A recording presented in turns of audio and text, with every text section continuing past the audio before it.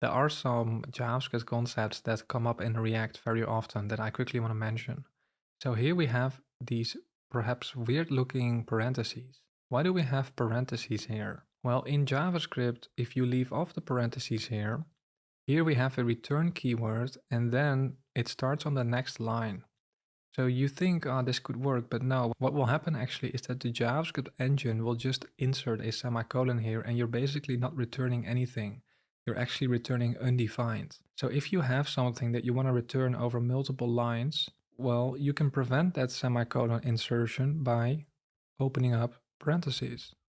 Right, so that's why we have parentheses here, because we want to distribute whatever we return over multiple lines, right? And that's also why if you have prettier formatted, here prettier will complain if you try to save here, but if I put this on this line and now save, prettier knows that this should be distributed over multiple lines and I intend to return the whole thing. All right, so next thing is template literals. These are very common. Actually, we already saw a template literal when we were manipulating the CSS by changing the class name. So maybe we have a value of, let's say, 5. And maybe we want to have some text here, but the text will use that value variable. Right, so if you have a plain string and you do something like the current count is, well, and now I want to use this value here. If I would just write value here, and now I want to output that text here on the page. So let me actually use curly braces here because I want to output that text, which is a JavaScript variable. So now if I zoom out a little bit, the current value, the current count is, well, value, right? So it's literally going to output the value here. Now what you could do is you could do string concatenation, right? So we can do a plus sign. Well, JavaScript knows that you intend to create a string out of this. And here we actually want a space, so I can add a space here and we get this, right? This string concatenation is fine, but it's actually nicer syntax, I think, especially if you have multiple lines, if you convert this into a template literal. So that's with backticks. So here I can also have backticks. And then here, if I want to use that value, I can have a $sign and then curly braces. And then in there, I can use the value variable. So if I make this a little bit wider so you can see it in full. Right, so here I have the current count is a value. So now if I save here, you can see it's 5. If I change this to 3 and I save, you can see it's 3. All right, so here our component is a JavaScript function, and here at the end we are returning something. And whatever we are returning from this function is what we will see on the page, essentially. Now, sometimes what you're gonna see is that people will have an early return, which is what you can do in a JavaScript function. So here what we could do is saying something like, if the value is more than 3, let's say, maybe we want to return something else. So here we may want to return a span with, I don't know, limit reached. Right, so now we actually have 2 return statements here, which looks a bit strange, I think. I don't like the syntax, but you will see this sometimes. So this is called an early return. So we're checking for something, and if that's true, we're going to return this. And if that's not true, well, we just continue and we actually return this. Right, so whatever is returned is what we will see here on the page. So if I save here, we actually get limit reached because the value is indeed more than 5. So you will see that sometimes. So then I want to talk about truthy and falsy values. These are very important concepts in React. So if we just use that example from the early return here, so what we can also do, instead of literally checking for greater than 3, maybe we can just do if value. If value, we return, let's say, hello. Right, so if we do this, we actually get hello here. Why is that? Because we are not checking if value is, greater than 3 or something like that. It's just value here. Well, that's because a number is a truthy value. So it's not literally true. It's not literally true. But if you force the browser to make a decision, is it going to be true or false? The browser will say, okay, it's kind of true. It's truthy. So you have some values that are truthy. So also a string, for example, if I say test and I save here, we still see hello here. So for some reason, it still becomes true here. So that because we are returning hello here, right? Even though I'm not literally checking for value is test or something like that, I'm just saying if value, right? So this is truthy. And also if I say if value does not exist, right? Then I want to get hello. Well, now we actually get 0 again. So clearly value does exist. So value is truthy essentially. So then when you have the exclamation mark, it becomes falsy, right? So if I undo this, we get hello again. If I have an empty array, if I have an array with the number 5 and number 2, if I save here, we still see hello. So this is also truthy. Right? If I have an object with a property called test and then we have a number 3, if I save here, we still see hello. So even this is truthy, right? So a lot of values are not literally the Boolean true or false in JavaScript. But if you try to force the browser to make a decision on that with some if statement, essentially, the browser will try to see, maybe it's not literally true or false. If you force it to make a binary decision on it, it will say, okay, value, this is a string 5. It's not literally true, but if you force me, okay, I'll say it's kind of true. It's more in the direction of true than false. So it's truthy. And therefore we still go into this if block here and return hello. So what we just saw was actually just conditional rendering. So based on some condition, we're going to render something else on the page. And we are doing that here with a so-called early return statement.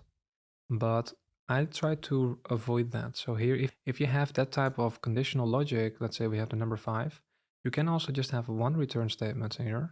And you can just do it in here. For example, if you want to have some logic here, we can open up the curly braces here for JavaScript. And we can just check if the value is greater than 3, let's say, we can have a ternary operator. We can say limit reached, right?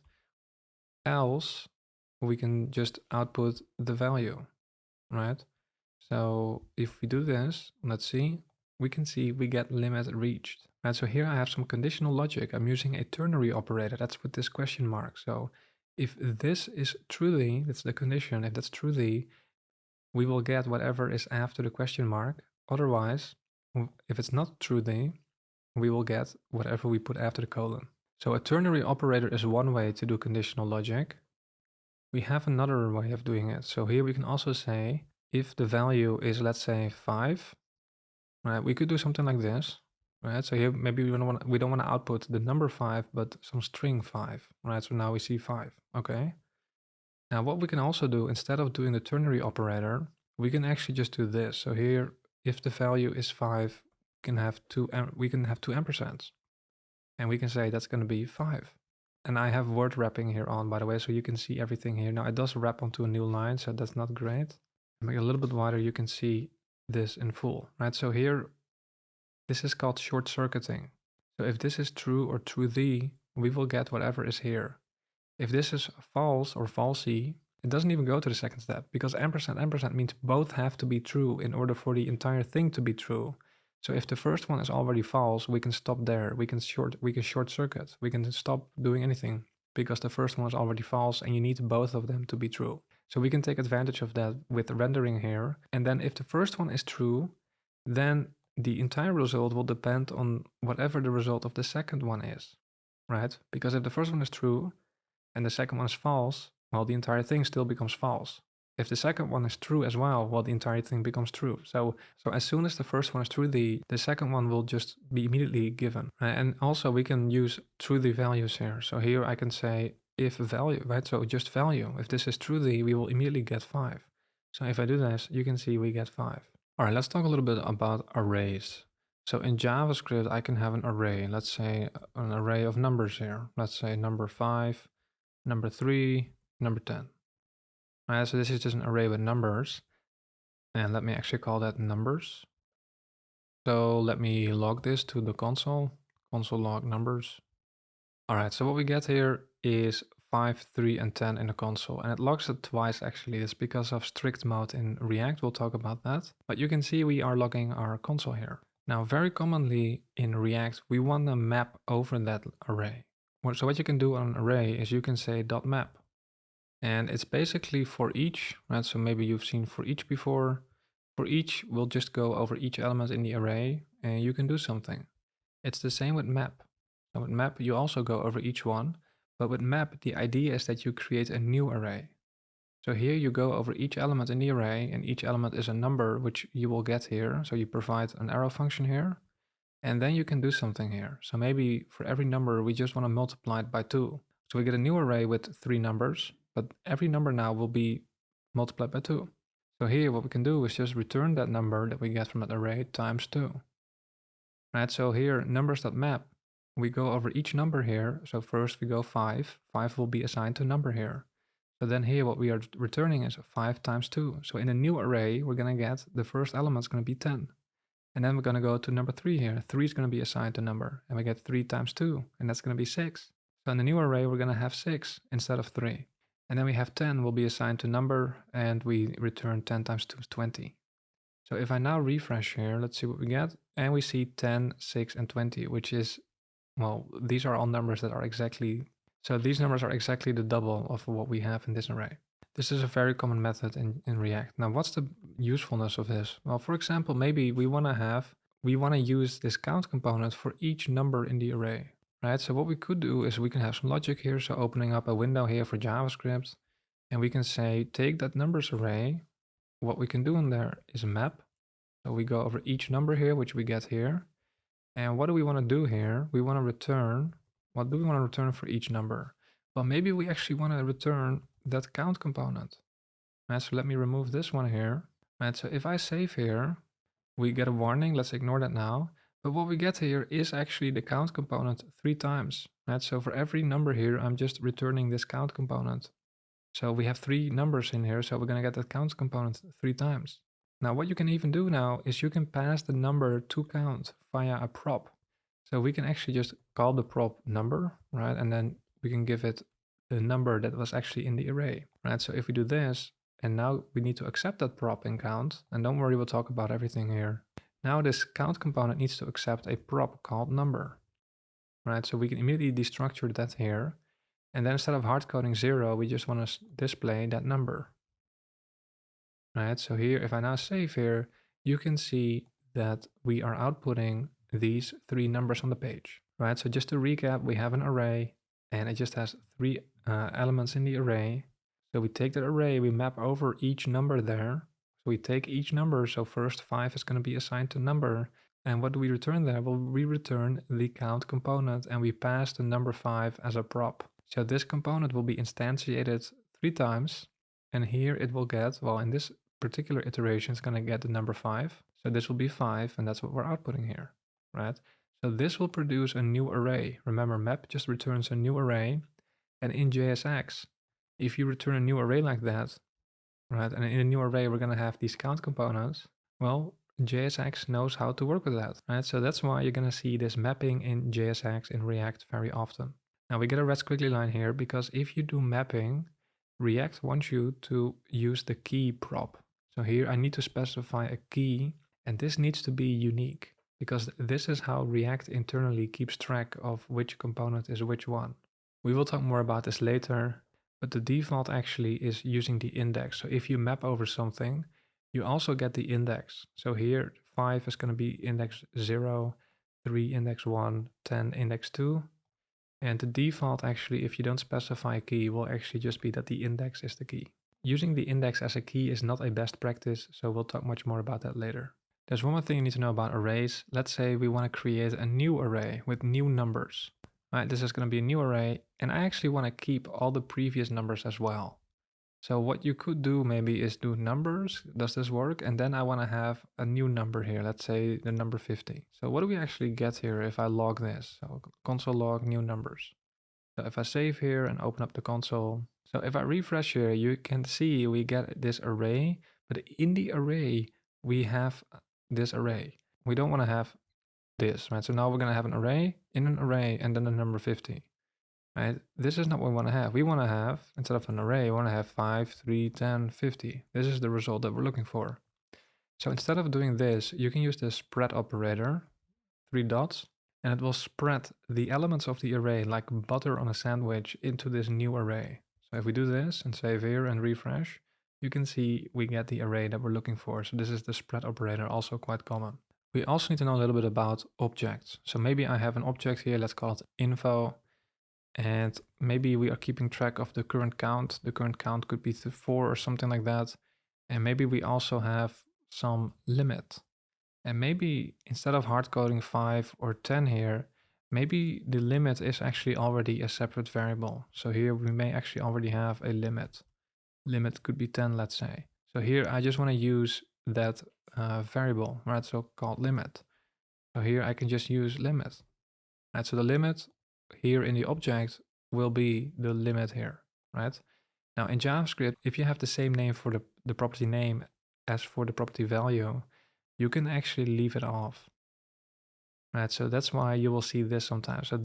So this means the limit property in that object is equal to the limit variable here, right? So to make it a little bit more clear, if I call this limit 2, well, this would be limit 2, right? But in practice, it happens pretty often that you have the same name. So then you can leave it off, right? And then sometimes you even have current count as well in some other property, right? And then you can even remove this, right? So this is still an object like before, but we can write it with this shorthand notation. All right, what we also need to know is destructuring. So if current count is 4 and the limit is 10, let's say we have this. Oops, I forgot the comma. Now let's say I want to get the limit from that object. So here I want to say limit is, well, that's going to be info.limit, right? And then I can console log that to see if I actually succeed. So I will save here and I will open up my console here. Let's see. And you can see I am actually getting 10 here. Right, so this is one way of extracting a property out of an object. And now if I want to get the current count, let's say, I can do this. Current count is info.currentCount. Right, so then I can log current count here as well. So now if I save here and refresh, let's see what we get. So now we get 10 and 4, right? So this works, but this is not great. So you have to write info.info. So we can also do it differently. So instead of writing info dot, what we can also do is just keep info, and if we want to get the limit and total count and current count from there, we can actually destructure that. So you have curly braces and you can say, give me the property limit as well as the current count. Right? So this is called destructuring, and we use that for props very often as well. So now if I save here, you will see that we actually get the same result. So previously we saw spreading, the spread operator with arrays, but it also works with objects. So maybe I'm creating a new object, new info, and I actually want to keep all of the previous ones. So what you can do is you can spread the previous ones into the new object, but maybe you have an additional one. Maybe we have new count is true, right? So some new count property. And now if we log new info, if we save here and refresh, we get a new we get an object here with current count and limit. Well, those are coming from the info here, and then we also have new count is true, right? So with this spread operator works with arrays and objects, and this is useful if you want to preserve the previous values. Right, now sometimes what people also do is they override something here. So here, for example, we're getting current count and limit. Now sometimes what you want to do is instead you want to override that. So here the limit should become 20. So now we get a clash because this .info will also give us limit 10, and here we're saying limit 20. And what will happen is you're going to override that. So if I refresh here, you're going to see that we're going to get limit 20 and not limit 10. So it actually replaces it, it overrides it, right? So we're only getting one limit here. It's going to be the last one here in the list. And maybe it's also good to know that we can also define these variables outside this component. So I don't have to put it here in the function body. I can also move it up here outside the component. Right, and then I can still log it here. So if I inspect this and refresh here, you can see we get the exact same result. So we'll talk a little bit more about when you want to put it in the component function body and when you can put it outside. But typically you do want to put it inside, but we'll talk more about that later. All right, so then we need to talk about imports and exports. So here we have an export default. So I'm doing that right here with the function. Now I could also do it below here. So here we have function count, and then here at the bottom of the file you can do export default count. Right, so this would work the exact same.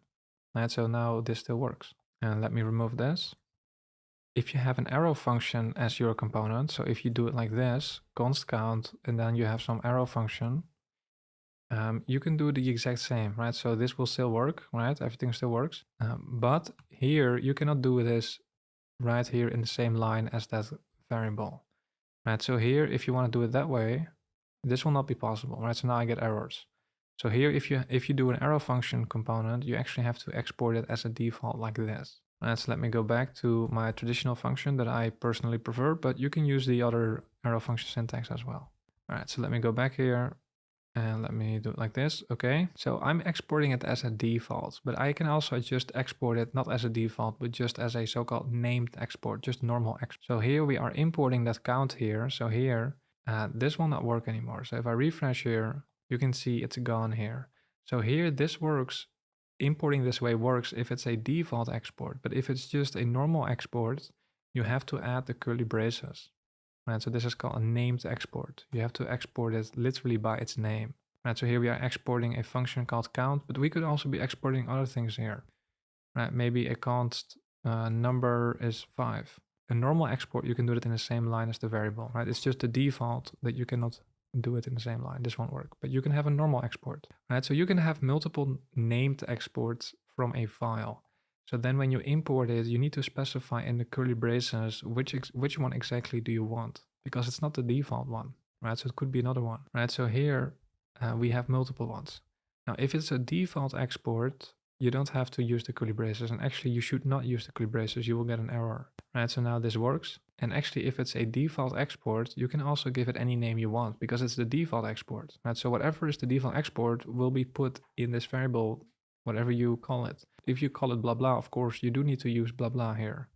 If I save here, you can see this actually still works because it's a default export from here. So whatever you are exporting here will be just assigned to blah blah. So this syntax of import and export is called ES modules. This is the modern format for import and export. Now sometimes you're also going to see so-called command.js. So maybe you've seen this in Node.js, for example, where you have something like require, right? So this is how you would import. And then for exporting, you would do something like module.export. Right, so this is called command.js, and this is or was very popular in Node.js, but it's all moving to ES modules these days. Right, so sometimes these configuration files, for example here, in this ESLint configuration file, it's using this module.export syntax, but you want to use ES modules as much as possible. So just import and export.